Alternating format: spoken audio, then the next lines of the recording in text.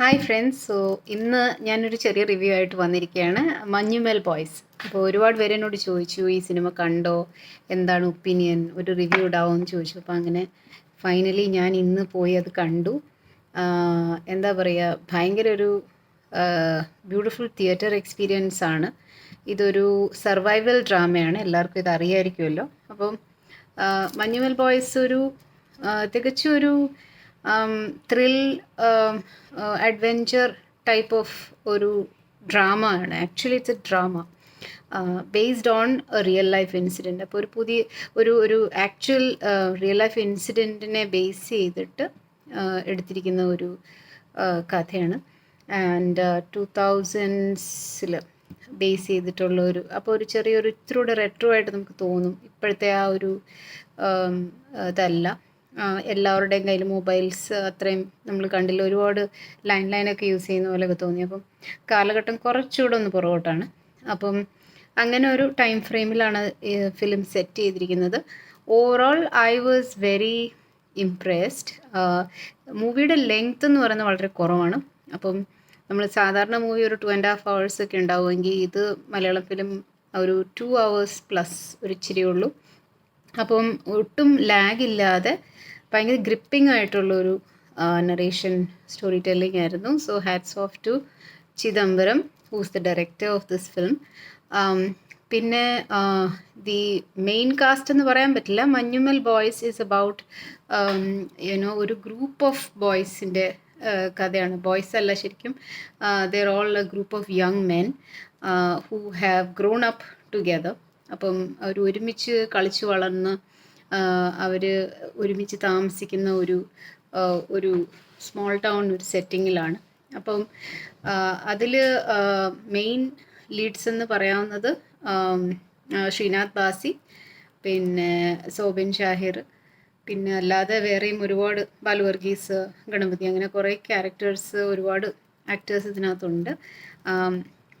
എടുത്തു പറയേണ്ട കാര്യം, they are all very good actors. അപ്പം എല്ലാം അതുപോലെ ലാൽ സാറിൻ്റെ മോനുണ്ട്, gene Paul Lal.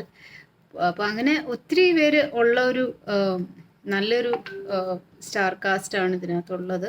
More than star cast, നല്ല ആക്ടേഴ്സാണ് ഇതിനകത്തുള്ളത്. അതുകൊണ്ട് നമ്മൾ ശരിക്കും ഒരു ഡ്രാമയാണ്, ടെൻസാണ്, ബട്ട് നമുക്ക് ഇവരുടെ ആക്ടിങ് ശരിക്കും നമുക്ക് എൻജോയ് ചെയ്യാൻ പറ്റും.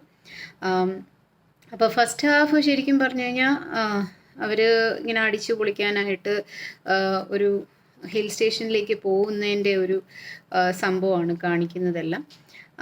സോ അത് കഴിഞ്ഞുള്ള incidents are all based on an accident. അപ്പം ആക്സിഡൻറ്റ് എന്താണെന്ന് കൃത്യമായിട്ട് ഞാൻ പറയുന്നില്ല, പക്ഷേ ദേ ഗോ ടു എക്സ്പ്ലോർ ഗുണ കേവ്സ്. ആൻഡ് ഗുണ കേവ്സിൽ ഒരു ആക്സിഡൻറ്റ്, അതാണ് ദ ഹോൾ പ്രമൈസ്. അപ്പം നമുക്ക് പിന്നെ അത് കഴിഞ്ഞ് പിന്നെ കംപ്ലീറ്റ് ഒരു ഡ്രാമ സീരീസും ഒക്കെ പോലെയാണ് അത് പോകുന്നത്. ഭയങ്കര ഡ്രമാറ്റിക് ആയിട്ടാണ്. And it's very gripping. ശരിക്കും ഭയങ്കര ഇൻവോൾവ് ആയിട്ട് എഡ്ജ് ഓഫ് ദ സീറ്റ് ആയിട്ട് നമ്മൾ ഇരുന്ന് കാണും. ശരിക്കും ഭയങ്കര ഒരു എക്സ്പീരിയൻസ് ആണ്. മലയാള സിനിമയിൽ ഇത്ര രസമായിട്ട്, ഇത്രയും ടെക്നിക്കലി ഡിഫിക്കൾട്ടാണെന്ന് എനിക്ക് കാണുമ്പോൾ അറിയാം. അത് ഇത്രയും ഡിഫിക്കൾട്ടായിട്ട് തമിഴ്നാട് ഫോറസ്റ്റിലാണ് ഷൂട്ടിങ്. അപ്പം അങ്ങനെ ഭയങ്കര ഡിഫിക്കൾട്ടായിട്ടുള്ള ലൈവ് ലൊക്കേഷനിൽ ചെയ്തെടുത്ത ഒരു സിനിമ എന്ന് പറയുമ്പം really hats off to the technical team. പിന്നെ സോബിനൊക്കെ അസാധ്യ ആക്ടിങ് ആണ്. And Sreenath Basi also. അപ്പോൾ ശരിക്കും നമ്മൾ ആ പ്രൊട്ടാഗനിസ്റ്റിൻ്റെ കൂടെ ഒരുപാട് സഞ്ചരിക്കാൻ. The most important message in this is about friendship. അതാണ് എനിക്ക് ഭയങ്കരമായിട്ട് ഇഷ്ടപ്പെട്ടത്. അപ്പോൾ ഈ മഞ്ഞുമൽ ബോയ്സ് ഇവർ ഇടയ്ക്കിടയ്ക്ക് ഇവരുടെ ഇങ്ങനൊരു സംഭവം നടക്കുമ്പം ഇറ്റ് ഈസ് ഓൾമോസ്റ്റ് ലൈക്ക് ഇത് ആദ്യമായിട്ടല്ല നടക്കുന്നതെന്നുള്ള രീതിയിലാണ്. അപ്പോൾ കുറച്ച് നോൺ ലീനിയർ ആയിട്ട് ഈ സ്റ്റോറി ടെല്ലിങ്ങും പോകുന്നുണ്ട്. അതായത് അവരുടെ ചൈൽഡ്ഹുഡിൽ നടന്ന ചില കാര്യങ്ങളും അവരിടയ്ക്കിടയ്ക്ക് എടുത്തിടും. അങ്ങനെ ഒരു ബാക്ക് റെഫറൻസിങ് പോലത്തെ ഒരു സാധനം കൂടി ഇതിനകത്ത് ചെയ്യുന്നുണ്ട്, വിച്ച് വാസ് വെരി റിഫ്രഷിങ്. നല്ല രസമുണ്ടായിരുന്നു അത് കണ്ടുകൊണ്ടിരിക്കാനായിട്ട്. അപ്പം പിന്നെ അതിപ്പം ഈ എന്താ പറയുക, ഈ ബോയ്സിൻ്റെ ഇടയിൽ നടക്കുന്ന ആ ഒരു കെമിസ്ട്രി ആൻഡ് അവരുടെ ആ ഒരു unity and the loyalty they have among all of them, അത് ഭയങ്കര രസമാണ്. അപ്പം ശരിക്കും ഒരു എക്സ്പ്ലോറേഷനും ഒരു അടിച്ചുപൊളി ഒരു ഫൺ ട്രിപ്പായിട്ട് സ്റ്റാർട്ട് ചെയ്യുന്ന ഒരു സാധനം കറ്റാസ്ട്രഫിക്കായിട്ട് പോകുന്നത് എങ്ങനെയാണെന്നാണ് അതിൻ്റെ ജിസ്റ്റ് ഓഫ് ഇറ്റ്. ഞാൻ ഇതിനെപ്പറ്റി കൂടുതൽ പറയുന്നില്ല, പക്ഷേ my review is it's excellent. എനിക്ക് ചിലയിടത്തൊക്കെ എനിക്ക് ഫഹദ് ഫാസിലിൻ്റെ ഫിലിം ഓർമ്മ വന്നു. സോ ബേസിക്കലി ഇതിനകത്തെ ആ ഒരു ട്രോമാറ്റിക് കണ്ടീഷൻസ് ഉണ്ട്. അതും ഒരു നാച്ചുറൽ കലാമിറ്റി ബേസ്ഡ് ഒരു സ്റ്റോറി അല്ല, എന്നാൽ തന്നെയും ഇതിനകത്ത് ഒരു നേച്ചറായിട്ടുള്ള ആ ഒരു ഇതുണ്ട്. അപ്പം മലയും കുഞ്ഞുമായിട്ട് ഒരുപാട് സിമിലാരിറ്റി എനിക്ക് തോന്നി. കുറച്ച് ചില ഭാഗങ്ങൾ എസ്പെഷ്യലി സെക്കൻഡ് ഹാഫ് നമുക്ക് അങ്ങനെ ഒരു സിമിലാരിറ്റി ചിലപ്പോൾ തോന്നും. കാര്യം ഒരു നേച്ചറുമായിട്ടുള്ളൊരു ഫൈറ്റ് പോലത്തെ ഒരു സാധനം, അങ്ങനെ ഒരു എലിമെൻറ്റ് ഇതിനകത്ത് വരുന്നുണ്ട്. അപ്പം ബേസിക്കലി എല്ലാ ആക്ടേഴ്സും നല്ല ആയതുകൊണ്ട് നമുക്ക് ഒട്ടും ആർട്ടിഫിഷ്യാലിറ്റി ഒന്നും തോന്നാതെ ഭയങ്കര ഇൻവോൾവ് ആയിട്ട് ഭയങ്കര സെൻറ്റിമെൻ്റലായിട്ട്, അതുപോലെ ആ നാട്ടുകാരും എല്ലാം കംപ്ലീറ്റ് സെറ്റിംഗ് ഭയങ്കര നാച്ചുറൽ ആൻഡ് ബ്യൂട്ടിഫുൾ. അതുപോലെ തമിഴ് ആക്ടേഴ്സ് വർ ഇൻവോൾവ്. സെക്കൻഡ് ഹാഫിലൊക്കെ ഒരുപാട് ഈ തമിഴ് ആക്ടേഴ്സ് ഉണ്ട്. അവരും വളരെ ഭംഗിയായിട്ട് അവരുടെ ക്യാരക്ടറൊക്കെ ചെയ്തു.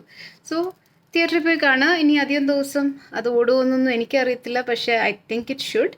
എന്നാലും തിയേറ്ററിൽ തന്നെ കാണുക. അതൊരു ബിഗ് സ്ക്രീൻ എക്സ്പീരിയൻസ് ആണ്. ബിക്കോസ് നേച്ചറൊക്കെ ഭയങ്കര ബ്യൂട്ടിഫുള്ളായിട്ട് തമിഴ്നാട് ഫോറസ്റ്റും ഹൈ റേഞ്ചും കൊടൈക്കനാൽ ഒക്കെ കാണിക്കുന്നുണ്ട്. അപ്പോൾ അത് കാണാൻ നല്ല ഭംഗിയാണ്. അപ്പം definitely go and watch it in theaters. And best wishes to Chidambaram and team and Manjumal Boys.